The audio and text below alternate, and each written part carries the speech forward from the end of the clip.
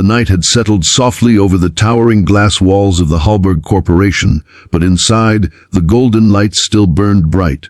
The echo of hurried footsteps faded as employees left for the day, but one man stayed behind, mop in hand, sleeves rolled up, quietly wiping away the traces of other people's success.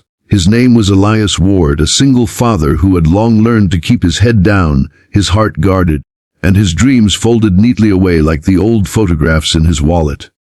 But what Elias didn't know was that someone had been watching him for weeks. The CEO herself, Clara Hallberg, had noticed something strange about her late-night janitor.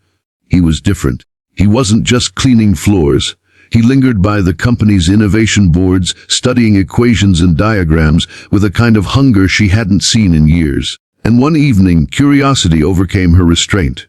Clara followed him after work. What she saw that night would change her forever. Before we go further, if you believe in kindness, redemption, and second chances, make sure to like, comment, share, and subscribe to Kindness Journal.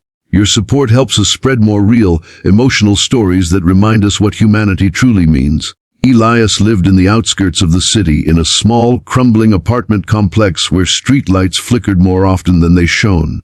His car was old, its paint long surrendered to rust, but it got him home every night after his long shifts. Clara followed discreetly, her luxury sedan trailing at a distance. When Elias parked, she expected him to collapse from exhaustion, but instead he stepped out with quiet purpose.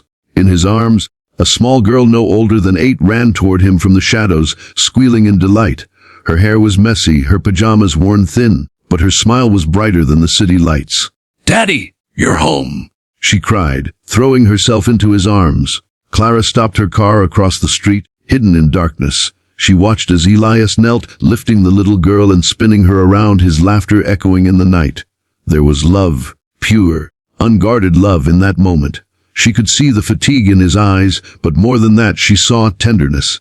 He carried her inside, leaving the door slightly ajar, and Clara, torn between guilt and curiosity, stepped closer. Through the thin curtains, she saw him kneel beside a rickety table, helping the girl with homework. The pages were lit by a small lamp, flickering, but his focus never wavered. He was patient, teaching her with gentle encouragement. Later, when the girl fell asleep on a couch too small for her growing legs, Elias sat beside her, quietly sketching something in a notebook. Clara leaned closer, her heart tightening when she realized what it was: blueprints. Not random doodles, but detailed engineering designs. Her company's logo appeared faintly in the margins. The next morning, Clara couldn't focus. She couldn't forget the man she'd seen. That night, while she returned to her penthouse and luxury sheets, Elias had been sketching dreams under a flickering light after cleaning the very floors she walked upon. The contrast burned in her. The following day, she waited until late again, observing him from her office window. He was efficient, disciplined, and surprisingly meticulous for someone whose job was overlooked. When he thought no one was watching, he would pause by the tech department glass, eyes scanning the prototypes inside. He had an engineer's gaze, not a janitor's.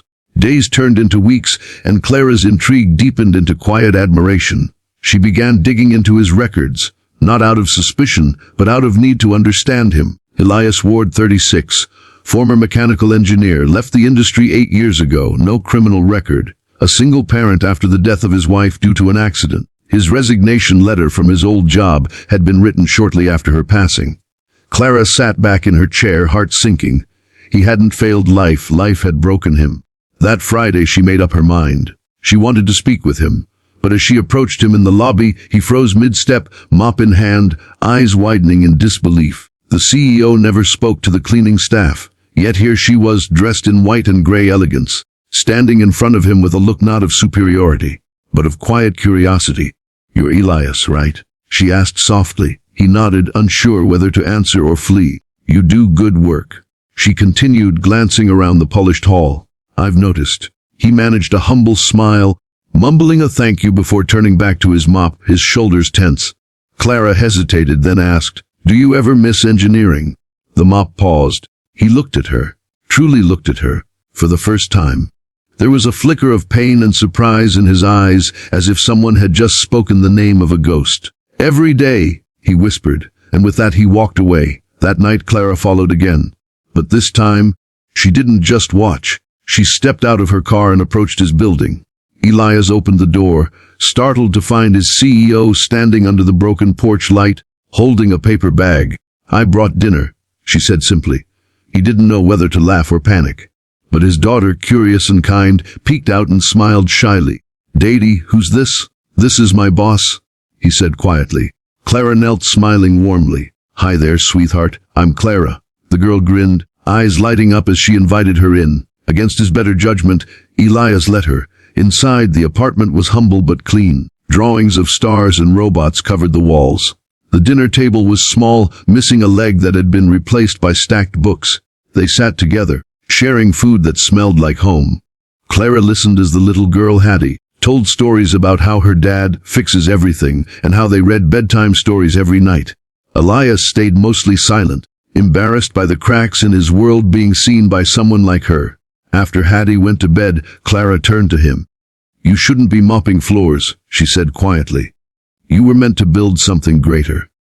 Elias laughed bitterly. "Dreams don't pay rent," he murmured, "and the world doesn't hand out second chances." Clara looked around, the peeling paint, the flickering lamp, the sketchbook open on the table. She saw his talent bleeding through the paper, his mind still burning behind those tired eyes. "Maybe," she said softly, "you just need someone to believe in you again." The next morning, she called her head of R&D. Within a week, an anonymous project invitation was sent to Elias, an open innovation challenge for new designs, offering a full-time engineering role to the winner.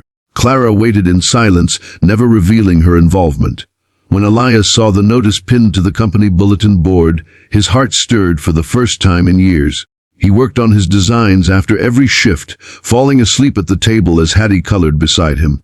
Nights blurred into dawns, but he kept going. His submission, an energy-efficient filtration device designed for developing communities, was nothing short of brilliant. 2 months later, the company announced the winner. When his name was called, Elias froze. He looked around, sure it was a mistake. But Clara was there, standing at the front of the hall, clapping softly, tears shimmering in her eyes. The crowd erupted. For the first time in years, Elias smiled without holding back. After the ceremony, he approached her. "You did this," he said quietly. Clara shook her head. "You did this, Elias. I just made sure someone finally saw it." From that day forward, his life changed. He moved into a better home, sent Hattie to a good school, and joined the engineering team he once only dreamed of. But he never forgot where he came from. Every Friday night, he still cleaned one small section of the office himself, the break room, saying it kept him grounded. Months later, Clara visited his new lab. Hattie was there, drawing her father's inventions on the whiteboard, proud and radiant. Elias turned as she entered, his face filled with quiet gratitude. "You know," he said softly, "I used to think life closed its doors on people like me. But now I know sometimes kindness knocks first." Tears welled in Clara's eyes. "You gave me something too," she whispered. "You reminded me why I started this company. To change lives, not just make profits." They stood there for a moment in a sunlight-filled room where two broken souls had unknowingly repaired each other. And maybe that's what kindness truly is, not grand gestures or perfect timing, but the simple act of seeing someone's worth when the world no longer does. If this story touched your heart, please like, share, comment, and subscribe to Kindness Journal so more people can believe in compassion, hope, and second chances again. Special request in the comments, write "Kindness still exists" if you believe small acts can change lives forever. The camera fades out on a final image. Elias walking hand in hand with Hattie through the company garden, sunlight gleaming on the badge that now reads, "Lead Engineer." And just beyond them, Clara watches from her office window smiling, because sometimes following a stranger home leads you to the truest reminder of what humanity is all about.